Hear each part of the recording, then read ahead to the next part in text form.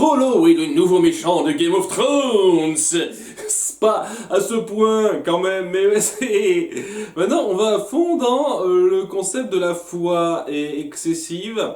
Je m'attendais vraiment pas à ce que ce soit mis davantage en avant, mais je trouve que c'est très intéressant. En tout cas, au sein de cet épisode, c'est très intéressant ça. Mais bon, j'y reviendrai, ce sera le morceau de fin. On va d'abord s'intéresser à pas mal de petits trucs avant ça.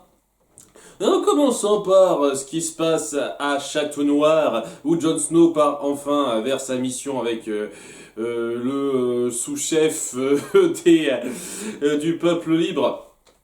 Tandis qu'une fois de plus, personne n'est vraiment content de cette décision. Mais il laisse faire parce que c'est lui le Lord Commandant. Et avec ça, en partant, il décide de déléguer le commandement à Thorne. Après, donc ça n'a pas beaucoup changé la situation du camp en fait. Ça va toujours être Thorne qui décidera. Enfin bon, le temps qu'il soit parti. Et on va centrer pas mal de temps sur Sam dans cette histoire. Ça va être très long quoi. Il va y avoir beaucoup de choses qui vont s'enchaîner. Là où dans plusieurs épisodes on montre un passage du temps très court, là on dépeint un passage du temps qui est assez long je trouve, qui a l'air de s'étendre sur au moins une bonne grosse semaine, facile hein, pour pas mal d'éléments. En tous les cas, du côté de Sam, il est au chevet du maître Aemon qui est sur le point de mourir et il commence à délirer dans son sommeil et il en a plus pour longtemps. Et après un moment assez fort autour de lui, il finit par mourir de sa belle mort, on lui rend hommage, etc. C'était une façon très intelligente de faire partir un personnage dans cette série parce que tout le monde meurt de façon violemment. Genre regardez, ils sont morts au combat, etc. Là, c'est quelqu'un qui meurt de vieillesse, de maladie, de sénilité, quelque chose comme ça. Vraiment quelqu'un qui a vécu sa vie jusqu'au bout. Et c'est très bien appuyé par ce qui s'est passé il y a 2 épisodes de ça, il me semble, lorsque Jon Snow hésitait un petit peu à prendre la décision qu'il a prise de faire la paix avec les sauvageons, et où le maître, une dernière fois avant de rendre son dernier souffle, lui a conseillé de partir à fond dans sa décision, d'assumer à fond sa décision. C'est bien appuyé par ça, quoi. Ils ont un peu mis en place cette fin de façon à ce qu'elle ait un peu de poids. Et j'avoue que c'était assez fort. Et voilà, il finit par mourir, on lui rend hommage. Et c'est là que Thorne fait une petite remarque à Sam en disant oui, t'as plus beaucoup de monde de ton côté dans le coin, mon petit. Hein. Et ouais, c'est appuyé par le fait que la scène suivante avec autour de Château Noir, il y a Vert qui se fait accoster par 2 membres de la garde de nuit qui montrent bien que c'était un peu des sales enculés avant et que ouais.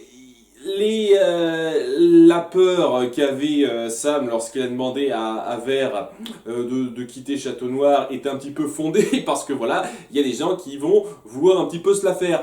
Hein, profiter d'elle parce que ils ont connu aucune femme et ils n'ont pas trop la compagnie des femmes. Donc vous voyez, il y a deux connards de la garde qui l'abordent et Sam essaye de la défendre. C'est un moment assez violent où il essaye de se défendre un petit peu, mais bon... C'est en combat direct, hein, il est pas trop génial le gars, hein, c'est pas trop son truc, donc il se fait laminer, mais il se fait sauver à la fin par Fantôme, le loup de Jon Snow qui est resté, qui apparemment est aussi fidèle à Sam qu'à lui, et qui a mis un peu son temps pour intervenir, je trouve. Et il a laissé Sam se faire violenter pendant pas mal de temps quand même avant d'intervenir, le loup quoi. Il était à une distance assez éloignée, il a senti le danger tardivement, je ne sais pas. Mais bon, ouais, Sam finit par être complètement mal en point après cette prise, la dérouillée qu'il s'est prise. Il y a un moment très fort entre lui et Vert où il jure vraiment de toujours veiller sur elle quoi qu'il arrive. Et vraiment, cette scène où il l'a défendue, ça montre qu'il était prêt à aller loin, même s'il n'avait pas les épaules mais il était prêt quand même à aller jusqu'au bout. C'était assez fort. Et c'est là que ça concrétise leur relation pour de bon, finalement, sans ambiguïté aucune, puisqu'elle décide de coucher avec lui. Pour montrer que vraiment il y a quelque chose entre eux. C'est une scène de sexe très douce. J'ai le sentiment que les personnages, surtout la comédienne qui joue Vert, avait pas prévu dans son contrat de se déshabiller, donc ils ont fait un truc qui diffère de d'habitude, où pour une fois on ne voit aucune partie un tant soit peu intime d'un personnage. C'est assez dingue, mais ouais, C'est rare à voir pour le souligner. Et ouais, ça se termine là, ouais, cette espèce de concrétisation terminale de ce couple. Après, je sais pas trop, est-ce que ça va s'envenimer pour eux après ce qui s'est passé avec les deux autres membres de la garde de nuit, ou est-ce que ça va se tasser? Est-ce que Vert se décidera de partir parce qu'elle se sentira pas en sécurité comme le maître lui avait conseillé avant de mourir? Je ne sais pas. Je ne sais pas s'ils veulent vraiment développer ça plus en dehors de cet épisode, mais au sein même de cet épisode, c'était pas mal du tout. Bien, du côté de Daenerys, on va voir pas mal de choses et Jorah va enfin la retrouver. De façon un peu trop rapide et légèrement forcée, je trouve, mais je vais y venir. Ouais, il y a une petite scène déjà entre elle et Daario qui se couchent ensemble. Ils sont toujours amants, hein, ça, depuis une saison et demie, quelque chose comme ça, c'est clair. Et Daario est pas super content de ce qui se passe et se dit, ouais, alors, tu devrais envoyer bouler tout ça, faire en sorte que les maîtres soient tous massacrés, tous les représentants des maîtres soient massacrés, comme ça il y aura plus de problème. Et comme ça on pourra se marier, on pourra être heureux tous les deux, c'est un peu ce que je désire. Mais bon, après c'est toi la reine, donc tu décides. Et elle dit ouais, je peux pas faire ça, donc je dois continuer, rester fiancé à ce type, le représentant des anciens maîtres. Et ok. Et apparemment, ouais, le fait d'avoir rouvert les arènes et d'avoir accepté de l'épouser, ça a complètement calmé les fils de la harpie. Genre, ils attaquent plus ou quoi que ce soit, ils sont plus violents du tout. Et est-ce que ça va s'arrêter là, ce truc? Parce que, je veux dire, le fait qu'ils attaquent plus après ça, c'est pas une finalité en soi. Ils ont quand même commis des crimes au nom de leur groupe et à un moment donné, ce serait bien de les punir, cela, hein, ça serait bien. Enfin, je sais pas, pour l'instant, ça a l'air de se tasser et on va moins se concentrer là-dessus, semble-t-il, par la suite. En tout cas, ouais. Du côté de Jorah, puisque ça va être en lien avec ça vers la fin, ils vont être un petit peu valdingués par les négriers qui les ont capturés, vendus super rapidement ensemble à une petite vente aux enchères à des mecs de Myrine qui sont pas loin de Myrine de la baie des Cerfs. Et apparemment, ouais, c'est interdit l'esclavagisme dans le coin, mais c'est très toléré, quoi. Ça passe encore très bien. C'est une coutume qui se perd pas tout de suite, semble-t-il. Et c'est assez intéressant de voir ça, mais voilà, quoi. Ils sont achetés tous les deux, alors que Tyrion se fait un petit peu remarquer pour être acheté avec Jorah. Jorah, dont apparemment l'infection se répand lentement, puisqu'elle se voit pas du tout. Je veux dire, il a été traîné, etc. Il a été amené à la baie des Cerfs, il a été vendu, il va voyager encore un petit peu après, et son infection ne se voit pas du tout, en dépit du fait que, ouais, quoi, c'est quelqu'un qui est amené aux arènes, doit pas être un tout petit peu inspecté ou quoi que ce soit en tant qu'esclave. Non, non, non, apparemment personne ne remarque ça. Le petit détail, hein, le petit détail. Donc, ouais, quoi, il s'est amené un peu par la force des choses cette double vente, le fait qu'ils soient achetés par la même personne qui va les inscrire tous les deux aux arènes. À nouveau de façon ultra forcée, quoi. Il y a Tyrion qui dit rapidement ah je ne sais me battre, il tabasse le mec qu'il tient en chaîne pour essayer de le montrer par surprise, et apparemment ça convainc le gars pour l'acheter et pour le faire participer aux arènes comme Jorah. Waouh! C'est pas crédible du tout, hein. Je trouve ça ultra grossier hein, comme enchaînement d'événements. Mais autre enchaînement un peu grossier, c'est le fait qu'il y a une présélection pour les arènes que je trouve très stupide au passage. Parce que la présélection, c'est tous les mecs qui sont inscrits, on les fait se battre entre eux et on les met par groupe de 10. En gros, un truc comme ça. Et celui qui bat tous les autres et qui les aura tués sera choisi pour participer aux arènes. Voilà, donc vous avez 10 gars qui peuvent être prometteurs. Vous avez payé, hein, normalement, si d'après ce qui est montré, on a payé pour avoir chacun de ces gars, c'est qui sont censés rapporter quelque chose, et on les envoie au casse-pipe, se faire buter juste pour essayer de terminer qui est le meilleur. Alors que même s'ils n'étaient pas les meilleurs, même s'ils se faisaient battre autrement, ils pourraient leur servir autrement que comme esclaves d'une quelconque autre façon. Mais non, Putain, on les envoie 10 par 10 et il y en a qu'un seul qui survit apparemment. C'est complètement con, je trouve ça complètement con. C'est même pas une question d'éthique ou quoi que ce soit, c'est une question de logique. C'est une question de côté pratique, de base. Et vous faites même pas ça, c'est complètement débile, hein. C'est comme ça que ça se faisait d'une quelconque façon avant, je trouve ça complètement foireux, hein, je vous le cache pas. Mais bon, ouais, ils sont amenés... donc devant des préliminaires avant d'être amenés devant les arènes et gros coup de chat, et je dis bien gros coup de chat, c'est la coutume du coin que la reine assiste à ça. Alors que c'était pas clair du tout, d'ailleurs le mec qui avait prévu ces préliminaires n'avait pas prévu particulièrement que la reine serait là, mais apparemment elle a été convaincue par son futur mari pour venir parce que oh, c'est une coutume tout ça. Ok, et donc voilà, gros coup de chance. Ça va être grâce à ça que Jorah pourra revoir sa bien-aimée, sa chérie. Donc il se fera un petit peu voir en combattant plus proprement que les autres. Parce que oui, on peut faire ça. C'est-à-dire le mec qui se montre le meilleur n'est pas obligé de buter tous les autres, mais les autres le font parce que ce sont des putains de barbares, sauf lui. Donc c'est ça qui attire l'œil de Daenerys, alors qu'il porte un casque, c'est important. Et lorsqu'il se montre plus fort que tout le monde et se dévoile devant elle, elle a toujours énormément de ressenti envers lui, contre lui. Alors oui, j'en ai pas parlé en détail, mais oui quand même, je trouve ça un peu hypocrite de sa part de pas vouloir lui donner un peu de seconde chance, lui laisser l'occasion de s'expliquer ou quoi que ce soit, alors qu'énormément de gens ont leurs petits secrets aussi, hein. Mais ouais, donc ouais, vraiment pour elle, c'est le traître de chez traître.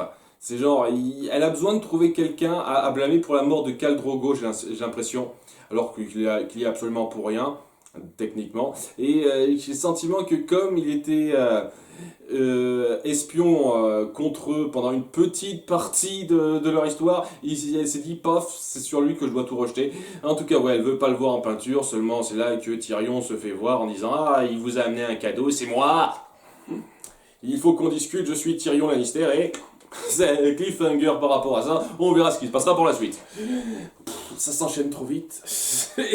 Alors c'est pas que je suis pas mécontent qu'on remontre Daenerys retrouver Jorah et que Tyrion rencontre Daenerys, bah, ça fait des rencontres, ça fait des retrouvailles, les retrouvailles qui ont mis même pas une saison à se faire au passage.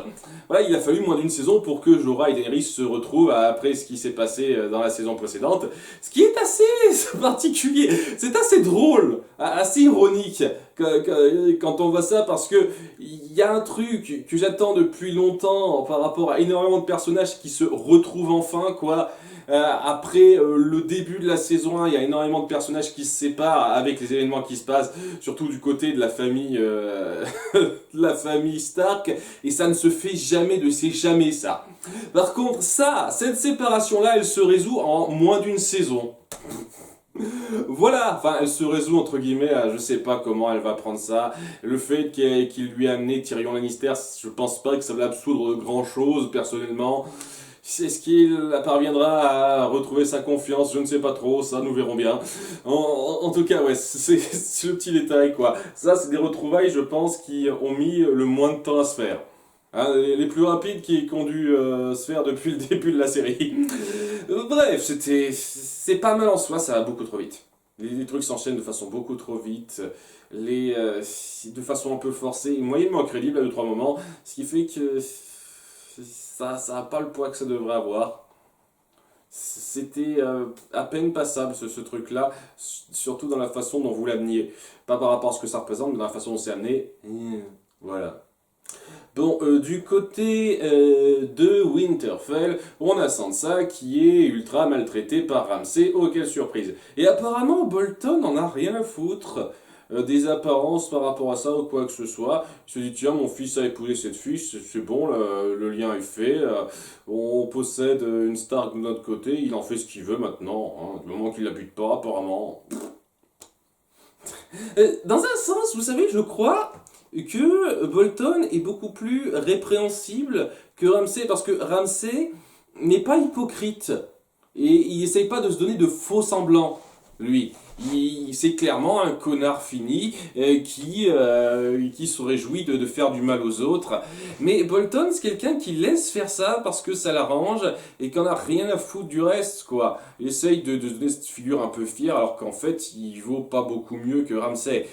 Seulement, ouais, lui, il est plus digne, il se montre un peu plus digne, sans l'être réellement. Alors que Ramsay, c'est un connard fini qui est totalement ouvert sur sur le fait qu'il est un connard fini.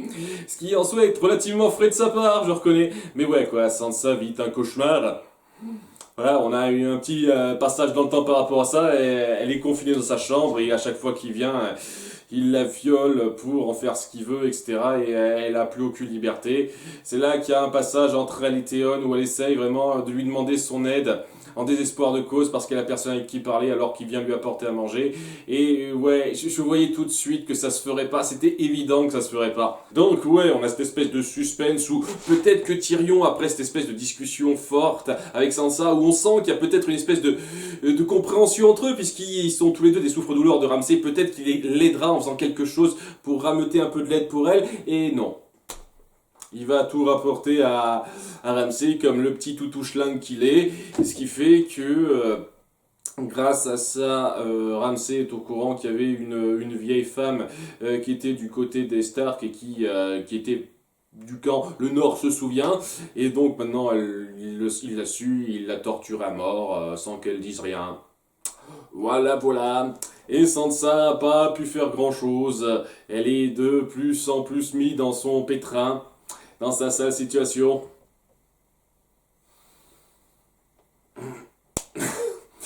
Bien, c'était pour appuyer ça, c'était pas mal du tout, je reconnais. Une fois de plus, on a énormément de peine pour cette pauvre Sansa qui doit subir tout ça, tandis que Baelish va rien pouvoir faire pour elle, puisqu'il sera un peu forcé de rester dans le coin à Port-Réal. D'ailleurs, je n'en ai pas parlé, mais il y a une petite scène rapide avec Brienne qui observe de loin, qui fait rien. Alors, histoire de dire qu'elle est toujours là aux aguets, mais elle fait rien. Et apparemment, elle n'a pas apporté de message à Sansa. C'est un peu le truc. Elle a demandé à ce qu'un message puisse être porté à Sansa la dernière fois qu'on l'a vu, et ce message n'est toujours pas amené à Sansa. Donc ça s'est pas fait, ça n'a pas pu se faire, semble-t-il. Ok, d'accord. C'est bien la peine de mettre ça en place, hein. Je crois que c'est un peu tard maintenant s'il veut faire passer un message, ou alors peut-être que ça va mettre beaucoup de temps à cause des nombreux problèmes qu'il y a, sans doute, peut-être. Ou alors j'ai peur d'autre chose, mais j'espère... je veux pas l'envisager tout de suite, mais je sens que ça va être cette autre chose-là. En tout cas, parallèlement à ça, on a Stannis qui commence à marcher direction le combat contre les Bolton, et pas de peau pour lui, c'est vraiment un temps de merde, quoi. Hein. L'hiver n'est pas arrivé, mais... Il fait quand même vachement froid, il neige quand même vachement beaucoup pour une saison qui n'est pas censée être l'hiver. Hein. Et donc à cause de ça, plusieurs de ces hommes sont morts dans le froid. Et je sais pas, j'ai pas bien suivi ce détail-là, mais il me semble qu'il y a un régiment qui s'est enfui ou un truc comme ça. Parce que c'est des mercenaires une fois de plus. Et donc ouais, il est pas aussi bien loti, il a pas l'air aussi bien parti pour battre les Bolton qu'il semblait l'être au début. Sachant qu'on m'a raconté rapidement, oui, on m'a repris rapidement quand je me suis plaint, mais attends, s'il a pu défaire une armée de 100 000 hommes, même s'il était désorganisé, il devrait pouvoir battre les Bolton. Et on m'a dit, ah, c'est pas pareil, ils sont pas organisés, et puis de toute façon, ils étaient pas là tous les 100 000, en dépit du fait que lors de la bataille de l'épisode 9 de la saison 4, ils étaient ultra méga nombreux, on voyait une putain de foule. Alors je sais pas si c'était 100 000, mais ça avait l'air d'être, de vouloir retransmettre ce nombre-là, quoi. Hein, lors de l'attaque du mur, là, c'est pas les 100 000 qui ont attaqué, mais on voyait bien dans les remparts, devant les remparts, qu'il y avait énormément de monde. Et c'est juste après que Stannis s'est attaqué, l'épisode d'après, où il s'est passé quoi, une demi-heure à peine. Donc, ouais, normalement, il devrait être là, il devrait y en avoir, peut-être pas 100 000, mais quand même un nombre super fort, super important, et qui représentait pas rien du tout. Et ils les ont laminés, apparemment, hein. Ils les ont défaits super facilement, en montrant très peu de pertes de leur côté. Donc, je trouve ça... Je trouve cette excuse pas super forte par rapport à ça. Hein. Alors peut-être que c'est la saison 4 qui a mal mis ça en scène. Et en tout cas, elle l'a mal fait comprendre, clairement mal fait comprendre. Hein. C'est peut-être bien dit dans le bouquin, mais clairement pas bien dit dans la série, je trouve. Et ouais, quoi, il a quand même réussi à défaire ça. à se mettre en place, etc. Et ouais, tout le monde dit qu'il est bien parti pour les battre, quoi. Il a l'avantage du nombre, etc. Mais voilà, on essaye de mettre en place le fait qu'il y a quand même une chance que les Bolton s'en sortent. Et pour ça, on essaye de jouer sur le fait que le temps se gâte et donc ils perdent un petit peu pied lors du voyage. Ok, un peu facile. Mais vraiment, apparemment, il faut des plombs pour aller d'un coin à l'autre, en dépit du fait qu'on a une armée qui est censée être entraînée, et donc qui savent marcher à valure. Faut mettre des semaines ou des trucs comme ça pour ça. Je trouve ça un peu gros, c'est jamais clair, ce n'est jamais clair. La superficie de cet endroit, la taille de ce continent, enfin du royaume des sept couronnes, et le temps qu'on met normalement pour aller d'un point A à un point B. Et c'est le genre de truc qui me gêne un chouïa, quoi, quand on veut vraiment mettre en place le fait qu'il faut que des groupes aillent d'un point A à un point B à plusieurs reprises. Ce serait bien de préciser de façon claire la distance que représente tel voyage. Parce que sérieusement, il y a Baelish qui a eu le temps de voyager du nord au sud en beaucoup moins de temps qu'il en faut à Stannis pour aller du nord au Moyen-Nord, quoi, semble-t-il. Alors je sais qu'il est seul, c'est pas pareil, mais quand même, c'est un petit peu bizarre pour moi, c'est un petit peu bizarre. Bon, en tout cas, ouais, ça a l'air relativement moins bien parti que prévu avec les crasses qui s'enchaînent pour Stannis. Et c'est là que Mélisandre lui conseille de refaire appel à la magie. À nouveau, il peut plus la troncher comme il l'a fait avant pour avoir une espèce de fils d'ombre, parce que c'est un truc qui marche qu'une fois apparemment. À nouveau, hein, les règles magiques, hein, comme vous voulez. Et ouais, on peut plus rien faire avec son sang à lui ou quoi que ce soit, ça marche plus. Hein. Il a tout donné avec son espèce de fils d'ombre qui aura duré une petite minute. Et si c'était pour faire ça en toute sincérité, je vais dire un truc. Je trouve pas que c'est si extraordinaire que ça. Hein. Maintenant que je me revois un peu comment ça s'est passé dans la saison 2, je me dis, à la limite, que tu pouvais faire, c'est engager un tueur furtif, un assassin furtif, pour qu'il attaque Renly par surprise, se faufile dans le camp, etc. Et ça aurait été plus ou moins la même chose. Alors bien entendu, c'est plus sûr avec ton espèce d'ombre à la con, et ouais, t'es dans un cas où vaut mieux jouer là-dessus, mais punaise, la façon dont c'était traité dans la saison 2, j'avais pas le sentiment que cette espèce de coup pour créer une espèce d'ombre de soi-même qui fasse un travail furtif, là, ça avait pas l'air d'être quelque chose qu'on pouvait faire qu'une seule fois sans pouvoir le réitérer du tout, quoi. Mais apparemment, si. Cela dit, ouais, donc comme lui il ne peut pas parce que s'il est épuisé, son sang royal est épuisé, on pourrait utiliser sa fille Shurine qui a du sang royal en la sacrifiant comme ils avaient prévu pour Renly, pour Gendry. Et il veut pas, voilà, pour l'instant il veut pas Stannis parce qu'il est attaché à sa fille. Voilà, donc est-ce qu'on va jouer là-dessus par la suite ou pas? On verra. C'est histoire d'entamer, d'amorcer quelque chose, une espèce de dilemme de plus autour de Stannis. Sachant que je suis sûr que sa femme serait pas contre du tout à ce qu'on la sacrifie, à cette fille. Hein. À nouveau, elle a aucune attache envers elle, ça c'est dingue. Ouais, donc c'est assez rapide autour de Stannis pour l'instant. Et il ne nous reste plus qu'à voir, il me semble, Port-Réal. Donc, où est poursuivi le petit problème autour de la capture de Marjorie et Loras qui sont en attente d'un procès pour parjure et pour sodomie. Oui, alors c'est comme ça que c'est présenté. Hein. La sodomie, c'est un péché pour notre Bible à nous. Je pense que c'est pareil dans la Bible réelle aussi. Ouais, je vais pas tarder à en parler de ça, je sens que ça va être un débat parmi les religieux, mais ouais, c'est le genre d'épisode qui vous fait réfléchir un petit peu sur comment on considère ça quand même. Hein. Enfin bref. Olenna est pas contente de ça, et donc elle vient voir le grand moineau, hein, le maître, le nouveau maître religieux du coin avec sa foi militante, pour essayer de lui demander de libérer ses enfants. Comme quoi, s'il le fait pas, ben ils fourniront plus d'or et le peuple s'en sortira mal à cause d'eux. Et je trouve ça assez dingue qu'apparemment mais personne juge ça comme étant un problème sur le coup. Lui, il s'en fout, j'obéis juste à la foi dit que c'est pas bien ce qu'ils font et ils seront jugés comme n'importe qui. Sachant que, oui, comme elle le dit, Olena, il y a énormément de gens qui font ça et vous les jugez pas tous tout de suite. Ah, mais c'est la majorité des petits qui s'en prend à la minorité des grands. C'est un peu son truc, quoi. C'est un peu ce qu'il veut faire, le gars. C'est son credo, semble-t-il. Mais ouais, il a pas l'air de voir le grand tableau derrière ça. Et comme quoi, oui, si vous mettez la famille Tyrell en colère, eh ben vous allez avoir toute son armée sur le dos, sans doute, et en tout cas vous n'aurez plus accès à son aide financière qui vous permet à vous, le petit peuple, de subsister mieux. Hein, pas aussi bien que vous le voudriez, mais mieux. Vous foutre les Tyrell à dos, c'est quelque chose de pas du tout intelligent, mais c'est quelqu'un qui pense juste par rapport à la justice de son bouquin divin et qui va réfléchir pas plus que ça. C'est même pas une question de faire ce qui est injuste en faisant soudoyer, c'est une question de faire des compromis, et apparemment il veut pas faire de compromis ce type.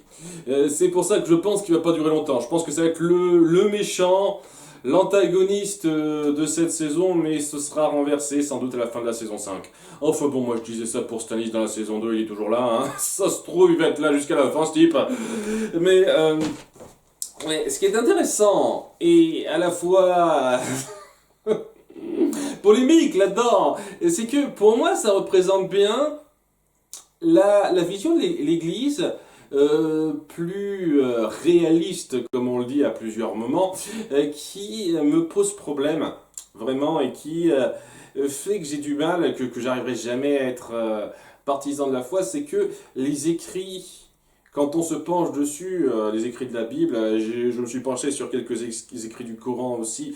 Très souvent, ce sont des écrits qui datent de Mathusalem hein, et qui donc véhiculaient des préceptes, des mentalités de l'époque. Et les mentalités de l'époque, c'était en règle générale que l'homosexualité c'était caca et que en général, quand on était une femme, on valait moins qu'un homme. Hein.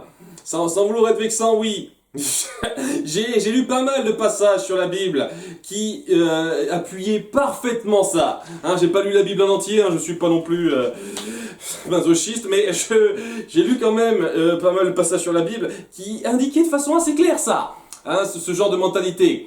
Et c'est à nouveau, je respecte beaucoup les religions qui veulent véhiculer les messages de paix, d'aimer son prochain, etc. Et qui se foutent royalement des mauvais passages qui véhiculent de mauvaises idées dans leur bouquin, mais n'empêche que dans ce bouquin-là, qui a été fait avant et qui est censé représenter la voix de Dieu, semble-t-il, et ben il y a ce genre de mentalité. Et c'est une des raisons qui font que donc je ne serai jamais religieux pour ma part, parce que les grandes religions qui sont représentées, en tout cas en tant qu'occidentales, pour moi c'est des religions qui véhiculent des mentalités désuètes d'une autre époque et que je trouve complètement connes. Vraiment. Hein, tant mieux si vous pouvez sauter ça dans les écrits et vous vous concentrez juste sur les bons points, à faire passer le bon message d'aimer son prochain, tant mieux pour vous. Il y en a qui font des bonnes choses par rapport à ça, à nouveau j'ai du respect pour cela, mais voilà, c'est pour ça que je suis pas pris dedans. Mais et ce mec-là incarne tout ce que je déteste dans ce genre de religion. C'est-à-dire que c'est quelqu'un qui n'est pas du tout hypocrite, comme on le verra, parce que j'avais peur qu'il soit un peu hypocrite, mais on le verra par la suite que non. C'est quelqu'un qui a cette espèce de vision très carrée d'un texte dont il n'est pas sûr de la provenance. Bon, et dans sa tête, il est sûr que ça vient des dieux, et donc qu'il faut suivre tout ce qui est écrit là-dedans à la lettre, et qui considère juste d'appliquer tout ça sans considérer autrement quoi que ce soit. Et c'est vraiment la mentalité qu'on veut faire passer. Et c'est très intéressant comme antagoniste, je trouve. Hein. C'est ça qui le rend, pour ma part, un peu détestable d'une façon différente des autres antagonistes qu'on a eus. Et à la fois intéressant dans le sens où j'applaudis un petit peu cette série d'oser dépeindre l'abus religieux comme ça. Vraiment, parce que c'est vraiment un abus religieux qui est placé sous couvert de représenter le petit peuple. On fait des actes aussi répréhensibles, aussi odieux que ce qu'on pourrait reprocher au peuple d'en haut, entre guillemets. Hein, simplement parce que c'est au nom de la foi et qu'il y a des textes qui nous disent qu'on doit appliquer telle ou telle loi, tel ou tel châtiment à tel ou tel truc, et que si on suit pas ça, on est des putains d'hérétiques qui ne méritons pas d'être bien traités dans les grâces de notre Seigneur. Ce genre de truc. Donc voilà, il le montre bien avec Olenna, il le montrera plus tard. Olenna qui donc est pas un peu vexée parce qu'elle n'arrive pas à le soudoyer. Et elle aura une petite conversation avec Baelish qui la renseignera un petit peu sur ce qui se passe. Il a été appelé là par Cersei, c'est pour ça qu'il se retrouve de nouveau ici. Et donc il peut rien faire de plus, puisque oui, à cause de la nouvelle foi militante en place, il peut rien faire de spécial. Donc c'est un petit peu la merde, mais bon, j'imagine qu'ils vont essayer de faire un petit brainstorming à deux pour essayer de régler la situation, cela. Ça pourrait être très intéressant. Et c'est là qu'on va se centrer un peu sur Cersei et Tommen. Tommen qui se sent impuissant et énervé de ce qui se passe parce qu'il peut pas sauver sa femme qu'il aime, qu'il chérit plus que tout. Cersei qui l'empêche de faire quelque chose de trop irréfléchi en voulant s'attaquer directement à la foi militante en disant que s'il fait ça, eh ben sa femme risque d'y passer la première. Ce qui n'est pas faux, hein, j'avoue. Et en montrant, ouais, une fois de plus qu'elle tient à lui, qu'elle est prête à tout faire pour lui, etc., etc. Je pense que j'avais compris les 17 premières fois, mais c'est bien de me le rappeler une 18e fois, hein, vous savez. Donc ouais, je serai prêt à tout faire pour toi, j'incendierai des villes, tout ça, ok, j'ai compris. Donc ouais, tu ferais tout ce qui est en ton pouvoir, tu t'en fous royalement du reste, pour qu'il ne soit pas au bras de cette femme dont on t'a prédit qu'elle serait à l'origine de sa mort. Mais qu'est-ce qui dit que cet enchaînement d'événements que tu as amené n'amènera pas à ce que Marjorie fasse en sorte que ton fils meure? Est-ce que le destin serait immuable et tu serais forcé, quoi qu'il arrive, de voir ton fils mourir parce que, de toute façon, c'était gravé dans la pierre? Je sens venir ce genre de conneries, ça me fera chier, ça. J'ai toujours détesté ce genre de prophétie auto-réalisée, de destin tout tracé où il n'y a rien à faire.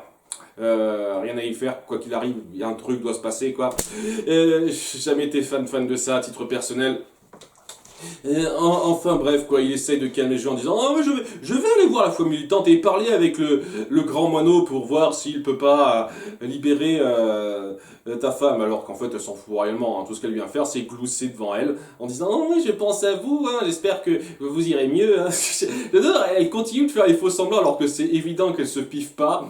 Mais j'en sais rien, elle a besoin de continuer à faire ça pour se donner un style, semble-t-il, Cersei. Alors que même Marjorie, elle a compris que dans cette situation, ouais, c'est plus trop la peine de faire semblant, hein. On se déteste, on veut tous les deux voir l'autre crever, ça c'est clair. C'est pas la peine non plus de jouer un rôle maintenant. Hein. Mais bon, ouais, Marjorie qui est super énervée contre elle. On sent qu'elle est pas du tout contente de sa situation, et c'est là que Cersei vient discuter avec le grand moineau de la situation. Qu'est-ce qui attend Marjorie? À nouveau, le grand moineau, de par sa vision très catholique des choses, se dirait ils seront jugés tous les deux en conséquence par rapport à leurs actions, leur gravité, etc., etc. Et tout le monde doit être jugé pour la gravité de ses actions un jour. Ça me rappelle, ma reine-mère, que nous avons reçu dans notre paroisse quelqu'un qui se sentait très coupable des actes qu'il a commis et qui s'est confessé à nous. Maintenant, il se sent libéré. Je crois qu'on le surnomme Cousin Balance. Et il vous a balancé, comme quoi, hein, c'est un surnom qui va lui rester, je pense. Donc, grâce aux aveux de ce type-là, ils savent clairement ce qu'a fait Cersei, c'est-à-dire qu'elle est coupable de tromperie envers son mari. Et je sais pas si c'est considéré comme un crime dans le bouquin de leur dieu, mais d'avoir couché avec des membres de sa famille. Et donc, eh ben, on va l'enfermer elle aussi pour être jugée par la suite. Donc voilà, dans ta gueule à ton tour, Cersei, elle reçoit la monnaie de sa pièce, hein, le retour de bâton par rapport à ce qu'elle a instigé, et elle aussi, elle est enfermée pour être jugée par rapport à ses actes qui ne sont pas très catholiques. Donc voilà, elle est super énervée par ça, elle promet de se venger des personnes qui l'ont mis captive, et c'est le grand cliffhanger pour bien mettre en avant que la menace du moment à Port-Réal, c'est bel et bien le grand moineau. Et à nouveau, je pense, j'ai le sentiment qu'ils veulent pas faire durer ça trop longtemps. Je sens que avec ce que feront Olenna, Baelish, peut-être Tommen, ça, on mettra un terme à ça à la fin de la saison. Je vois mal ça être amené comme une nouvelle grande menace de long terme, parce que voilà, ça a été instauré dans cette saison 5, et il y a encore beaucoup de conflits qui sont en suspens. Surtout qu'il y a les marcheurs blancs contre lesquels on s'est toujours pas battu. On n'est toujours pas en conflit direct avec les marcheurs blancs là-dedans. Donc ouais, ça me paraîtrait un peu excessif de faire durer ça trop longtemps. Je pense que ça se veut comme une menace du moment. Mais pour ce que c'est, je trouve que c'est bien foutu. Une fois de plus, ça représente cette espèce de vision de la religion qui fait que je ne peux pas être religieux moi-même. Pas de toutes les religions que j'ai suivies, je ne peux pas être religieux à cause de ça. Et voilà, il représente totalement ce que je supporte pas en fait. Dans la religion de l'époque ou de maintenant encore. Voilà. Hein, et ça me fait une fois de plus regretter, ça me fait vraiment du mal une fois de plus d'avoir dit du bien de lui la première fois que je l'ai vu. Je vous le cache pas. Et j'ai failli zapper la scène qui se passe à Dorne, non pas que c'était un moment super important, mais c'est bien d'en parler un petit peu quand même, où donc Jaime et compagnie sont enfermés. Jaime a ses propres appartements privés parce que c'est un gars de la haute, donc on va pas l'enfermer bêtement dans une cellule. Et ouais quoi, il y a Myrcella qui vient le voir en lui disant ah vous savez pas ce que je veux, moi j'aime mon chéri, je veux rester là, gna gna gna gna. Et ça va pas plus loin que ça. Ok, c'est bien Myrcella, c'est bien, hein. Développement de personnage génial de ta part. Et ouais, du côté de Bronn, il est enfermé dans une cellule à côté de celle où sont enfermées les 3 Amazones. J'imagine qu'Elia doit être enfermée elle aussi dans un coin un peu particulier vu qu'elle représente quelque chose d'un peu plus fort.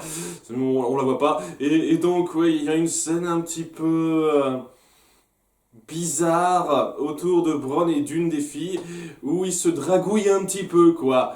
On sent elle s'est légèrement vaguement entichée de lui d'une certaine façon et elle se la joue un petit peu aguicheuse en sachant qu'elle a réussi à l'empoisonner lors de leur rixe et donc c'est à ce moment-là précis au moment où ils essayent de s'aguicher en s'envoyant la petite pique et que les effets du poison se ressentent et qu'elle essaye de faire sa maline en se foutant à poil pour une raison qui m'échappe totalement. Genre, oh, qui penses-tu est la plus belle femme au monde? Ah, revois mes seins et tout. Et là, le mec essaye de se la jouer. Ah, j'ai vu des tonnes de femmes, tu sais, mais c'est là qu'il y a le poison qui commence à faire effet. Et elle dit, ah, ma lame était imbibée d'un poison lent. Et si tu veux, j'ai une petite fiole d'antidote sur moi qu'on m'a pas confisqué parce que bon, les gardes du coin sont pas super doués, hein. Et voilà, il lui repose la question, alors, pour toi qui est la plus belle femme? Et il dit, toi, pour qu'elle lui envoie sa fiole d'antidote. Et qu'il s'en tire. Est-ce que vous essayez de mettre en place un nouveau futur couple entre ces deux-là? C'est un peu tardif pour moi, hein, pour Bronn, mais apparemment, ouais, on essaye de mettre une espèce de petite tension sexuelle entre deux, où elle devait se foutre à poil parce que ça faisait un moment qu'on n'avait pas eu de fille qui se foutait à poil gratuitement, j'imagine. Genre de détail à la con, quoi. Ouais, j'arrive pas à accrocher à ces nouveaux personnages, hein, je vous cache pas. Hein. Les 3 filles Amazon, hein, c'est bien de montrer des femmes fortes et tout, mais si c'est comme ça, très rapidement, en montrant en haut qu'elles auront du caractère, ouais. Sinon, ça pose un autre problème par rapport à quelque chose que je déplore depuis pas mal de temps, mais je pense que c'est l'élément, ce passage-là qui l'appuie le plus, c'est le fait que à chaque épisode, vous mettez en place un certain laps de temps qui s'est écoulé. Et à Dorne, on sent qu'il s'est pas passé plus d'une journée. Et encore, hein. Parce qu'il semble avec ça un petit truc par rapport au poison à effet lent de la part de la fille. À ce moment-là, pourquoi tu prendrais pas un poison à effet plus rapide? Je pense que ça marcherait mieux, là, ma petite, hein. Parce que si le mec doit ressentir les effets un jour après le combat, c'est pas super pratique durant le combat en soi, quoi. Ça se trouve, il arrive à te battre, il se rend compte de rien, après il crève, on a bien fait pour sa gueule, mais à la limite, quoi, le mec ressentirait les effets du poison les 30 secondes après qu'il était touché, et ben ça te fournirait un avantage lors du combat même. Et donc tu pourrais peut-être avoir plus de chances d'y survivre, quoi. C'est le petit détail à con, c'est histoire de le dire. Mais bon, voilà, il se passe pas plus d'une journée, ou alors c'est un poison à effet très lent et ce serait du foutage de gueule. Mais non, même sans prendre en compte ça, on sent clairement que la mise en scène met ça en place comme si c'est passé à peine une journée, quoi. Ils sont emprisonnés en même temps et ils viennent un petit peu, ils apprennent à peine à passer du temps ensemble, hein, ces deux groupes-là. Enfin, c'est-à-dire Bron et les trois filles. Donc, ouais, il y a ça et en même temps, il y a des trucs, il y a énormément de segments qui semblent se dérouler une semaine ou deux facile après les événements, l'épisode précédent, que ce soit ce qui se passe autour de Jorah et de Tyrion. Là, on sent clairement qu'il s'est passé au moins une grosse semaine. Ça n'a pas pu se faire en 2 temps 3 mouvements, ce qui s'est passé. Et pareil, autour de Sam, avec le départ de Jon Snow, les différents événements qui s'enchaînent avec la mort du maître et tout, il s'est passé plusieurs jours facilement. Et à côté de ça, on a ces événements qui semblent se dérouler à peine juste après l'épisode précédent. Et c'est un peu bizarre en termes de déroulé chronologique, parce que on essaye de mettre en parallèle différents événements qui se déroulent avec une vitesse totalement différente. Ce qui se passe à Dorne, les événements qu'on a vus lors de ces 2 derniers épisodes, ça semble vraiment se passer durant un court laps de temps. Par contre, il y a d'autres cas où ce qui s'est passé entre 2 épisodes, pareil dans ces 2 derniers épisodes, ça semble être un laps de temps beaucoup moins court. La logique, hein. C'est le genre de choses, une fois de plus, qui me fait regretter que vous osiez pas aller à fond dans une seule intrigue, dans un seul arc au sein d'un même épisode, quitte à raconter tout ce qui se passe autour de Dorne. Vous savez quoi? Vous auriez pu tout mettre en place dans un seul épisode, et donc tout mettre en place pour un autre arc dans un seul autre épisode aussi, quoi. Donc ce qu'ils font, c'est-à-dire lorsqu'ils arrivent à Dorne, lorsque on voit qu'ils s'apprêtent à libérer Myrcella et qu'ils vont un petit peu œuvrer en parallèle avec Elia et ses Amazones. Et ça, vous auriez pu tout mettre en place lors d'un seul et même épisode. Alors, je sais que ça aurait pas été génial parce que c'est clair et net que c'est pas le meilleur arc du monde, mais ça aurait été beaucoup plus sympathique, ça aurait été plus prenant et moins discordant en termes de temporalité comme ça. C'est une fois de plus, j'en ai déjà parlé des tas de fois, mais voilà, ça appuie davantage mon problème quand il y a ces problèmes de laps de temps qui sont pas du tout consistants auprès des différents arcs. En tout cas, ouais, c'est intéressant sur certains points, trop rushé, un peu forcé sur d'autres, ce qui fait que c'est pas non plus un des meilleurs épisodes qui soit, mais ça passait bien quand même. À peu près correctement, c'était pas mal. À bientôt pour l'épisode 8, bye.